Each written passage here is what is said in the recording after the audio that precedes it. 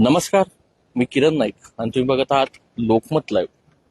भोंदू बाबा अशोक खरात या बलात्कार, फसवेगिरी आणि आर्थिक व्यवहाराच्या प्रकरणामध्ये रोज नवनवीन खुलासे आता समोर येऊ लागलेले आहेत.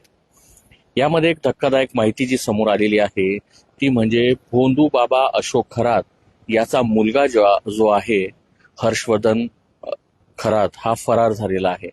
खरं तर त्याला 5 दिवसांपूर्वी एसआयटीने चौकशीसाठी घरातून ताब्यात घेतलं होतं.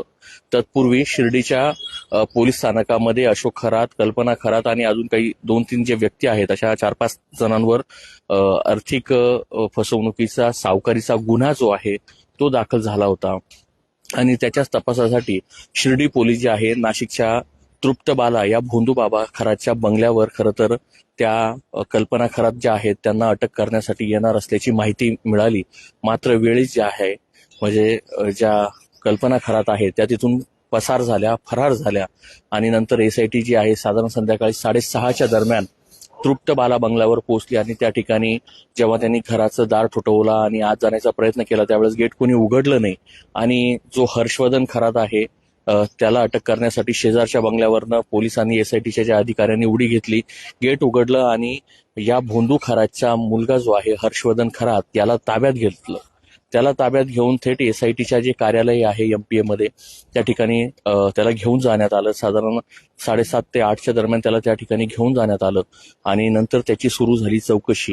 ही चौकशी सर्वात महत्वाची होती म्हणजे ती आर्थिक देवाणघेवाणची. या भोंदू बाबाकडे एवढी संपत्ती कुठून आलेली आहे आणि त्याला काय माहिती आहे याचा तपास जो आहे तो एसआयटीने या ठिकाणी केला. मात्र या भोंदू बाबाच्या मुलावर कोणताही गुन्हा न असल्यामुळे त्याला फक्त चौकशीसाठी ताब्यात घेतल्यामुळे त्याला परत रात्री जे आहे ते सोडून देण्यात आलं. आणि आज जी सकाळच्या सुमारास जी धक्कादायक माहिती समोर आलेली आहे हा भोंदू बाबाचा मुलगा जो आहे हर्षवर्धन खरात हा फरार झालेला आहे. खरं तर तो कुठे बाहेर जाऊ नये अशी सक्त तंबी जी आहे ती एसआयटीने त्याला दिलेली होती किंवा तो बाहेर जाणार असल्यास पोलिसांना किंवा एसआयटीला कळवणं गरजेचं होतं असं देखील सांगितलं होतं. मात्र तो कोणालाही न काही सांगता नॉट रिचेबल झालेला आहे. तो शहरात कुठे गेला का शहराच्या बाहेर गेला, राज्याच्या बाहेर गेला का देशाच्या बाहेर गेला हे जरी अद्याप समोर आलेलं नसलं मात्र या सर्व प्रकरणामध्ये एसआयटीची जी भूमिका आहे ती कुठे ना कुठे संशय या ठिकाणी ओढावतोय. याचं महत्वाचं कारण म्हणजे ज्या वेळेस हर्षवर्धन खरातला या पोलिसांनी ताब्यात घेतलं होतं एसआयटीच्या त्यावेळेस त्याला विचारलं होतं का तुमचे आर्थिक स्रोत काय आहे. त्यावेळेस त्यांनी सरळ सांगितलं काय सगळं माझ्या डॅडींना माहिती, माझ्या पप्पांना माहिती. कारण की त्याच्याकडे घरात ज्या आर्थिक रक्कमा मोठ्या प्रमाणात येत होत्या आणि एवढंच नव्हे तर ह्या आर्थिक रक्कमा जरी मोठ्या प्रमाणात येत असल्या त्या कुठून यायच्या त्याला याचा स्रोत जो आहे तो माहिती नव्हता. अशी जी माहिती आहे त्यांनी एसआयटीला दिली आणि त्याचं जे राहणीमान होतं किंवा त्याचं जे जीवन होतं ते लाईफस्टाईल उच्चभ्रू अशी होती. त्यामुळे एसआयटीला अधिक जी शंका आहे या मुलावर आली. नंतर त्याला चौकशी करून या ठिकाणी सोडून देण्यात आलं.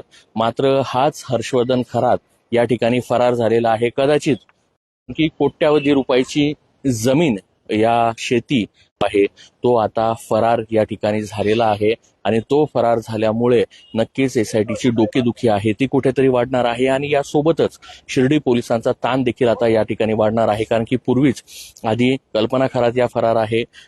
बुधवारपर्यंत हा भोंदू बाबा एसआयटीच्या ताब्यात आहे. मात्र जो मुलगा होता ज्यांनी पोलिसांनी त्याला त्याच्या तृप्तबाला बंगल्यातून ताब्यात घेतलं होतं आता तो देखील या ठिकाणी फरार झालेला आहे.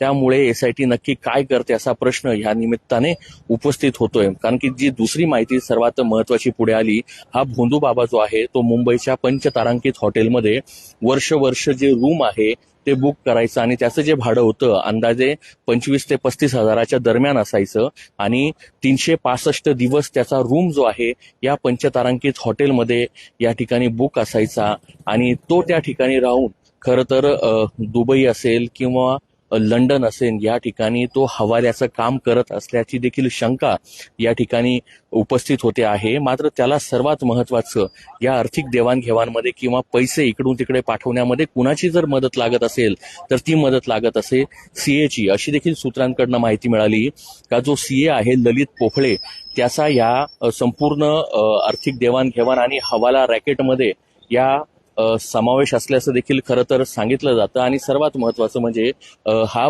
भोंदू बाबा ज्या शिवनिका संस्थेचा अध्यक्ष आहे त्याचाच विश्वस्त हा सीए ललित पोफळे हा शिवनिका संस्थांचं आणि या खरात ढोंगी बाबाचं संपूर्ण आर्थिक व्यवहार जो आहे तो हाच ललित पोफळे जो आहे जो सीए आहे तो बघायचा.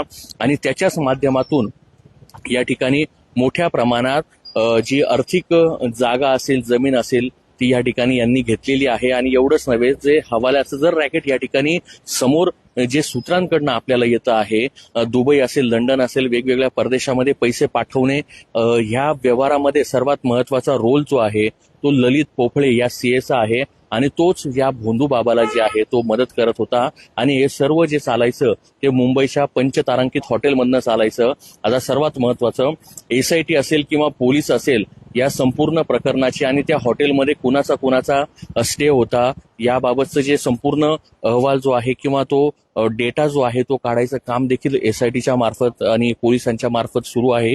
की हा रूम कोण बुक करायचं, याचे पैसे पेड कोण करायचं, यांना आर्थिक मदत कोण करायचं, यांना भेटायला त्या हॉटेलमध्ये कोण यायचं, याबाबतचा संपूर्ण तपास जो आहे तो आता पोलीस एसआयटीच्या मार्फत सुरू आहे. मात्र ही गोष्ट तेवढीच खरी आहे का हा भोंदू बाबा जो आहे तो आर्थिक उलाढाल जी आहे ती कोट्यावधीची मोठ्या प्रमाणात करायचा. देशात परदेशात हवाला रॅकेट हा भोंदू बाबा चालवत असल्याची देखील माहिती या ठिकाणी समोर येते. आणि पहिली जी यामधली सर्वात महत्वाची माहिती होती का हा भोंदू बाबाचा जो मुलगा आहे हर्षवर्धन तो पण आता फरार झालेला आहे. पूर्वी कल्पना खरात या फरार झालेल्या होत्या आणि आता भोंदू बाबाचा मुलगा देखील फरार झाल्यामुळे नक्कीच हा तपास आणि एसआयटीच्या या संपूर्ण कार्यपद्धतीवर कुठे ना कुठे प्रश्न चिन्ह नक्कीच उपस्थित होतील. कारण की या भोंदू बाबा प्रकरणामध्ये अद्याप नाशिक पोलिसांनी म्हणा किंवा एसआयटीने एकच आरोपी जो आहे तो अटकेत घेतलेला आहे. यामध्ये तो म्हणजे फक्त भोंदू बाबा. बाकीच्या लोकांची चौकशी होते मात्र कोणताही आरोपी जो आहे तो अटक या ठिकाणी दाखवण्यात आलेला नाहीये.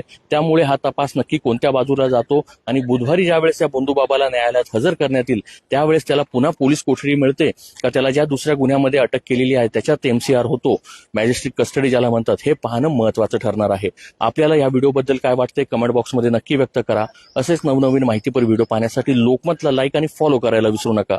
मी किरण नाईक, लोकमत.com साठी नाशिक.